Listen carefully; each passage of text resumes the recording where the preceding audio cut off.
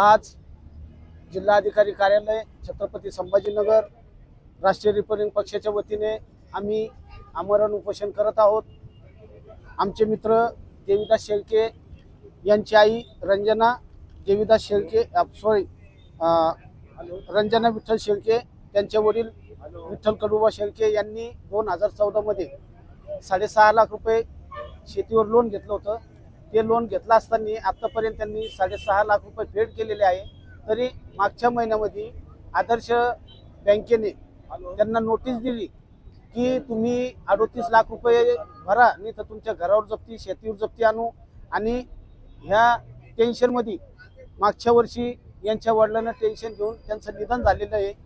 तरी जिल्हाधिकारी साहेबांना आमची विनंती आहे की त्यांनी आमच्या मागण्या मंजूर करावे आणि याच्यावर काहीतरी तोडगा काढून शेतकऱ्यांना न्याय देण्यात यावे अशी आमची विनंती। निवेदन दिले का? आम्ही 5-6 दिवसा अगोदर निवेदन दिलेले आहे। अप्पर जिल्हा तहसीलदार साहेबांना भेटायला गेलो होतो, पण ते मीटिंग मध्ये आहे। 1-1.5 तासात आमची त्यांची भेट होणार आहे। सविस्तर याच्यावरती मार्गदर्शन करतील अशी मी त्यांना विनंती करतो। उपोषणचा पहिला दिवस आहे का? आज उपोषणचा पहिला दिवस आहे आणि उपोषणला आम्ही सर्व कार्यकर्ते बसलेलो आहोत। जर समजा आमची मागणी मान्य नाही झाली तर देविदास शेळके यांना आम्ही जिल्हाधिकाऱ्यासमोर आत्मदहन करायला लावू असा आम्ही त्यांना इशारा देतो। मारुती बापूराव राष्ट्रीय रिपब्लिकन पक्षाच्या वतीने माननीय जिल्हाधिकारी कार्यालयासमोर आमरण उपोषण सुरू केलेले आहे। रंजना विठ्ठल शेळके कर्जदार पती नामे विठ्ठल कडुबा शेळके राहणार टाकळी तालुका कन्नड जिल्हा छत्रपती संभाजीनगर हे जे लाभार्थी आहेत विठ्ठल कडुबा शेळके यांनी 2014 मध्ये आदर्श महिला नागरी बँकेकडून 7.5 लाख रुपये कर्ज घेतलं होतं।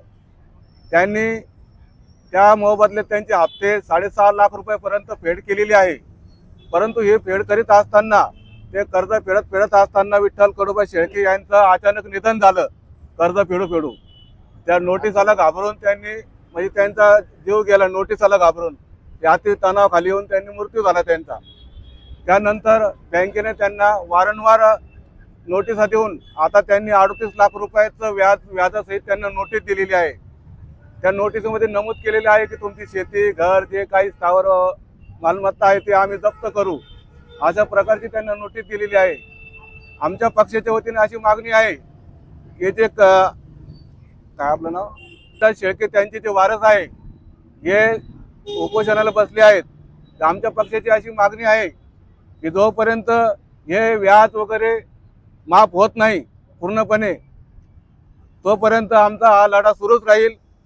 देविदास शेळके अतिशय मानसिक तणावाखाली आलेले आहेत आणि ते एखाद्या वेळेस कोणत्याही परिस्थितीत आत्मदहन सुद्धा करू शकतात। यामुळे प्रशासनाने वेळीच दखल घेऊन त्यांना वेळीच न्याय द्यावा, अन्यथा आमच्या राष्ट्रीय रिपब्लिकन पक्षाच्या वतीने तीव्र स्वरूपाचे असे आंदोलन या ठिकाणी छेडण्यात येईल असं मी या ठिकाणी राष्ट्रीय रिपब्लिकन पक्षाच्या वतीने इशारा देतो। माझं नाव संतोष मोकळे, मराठवाडा प्रदेश अध्यक्ष।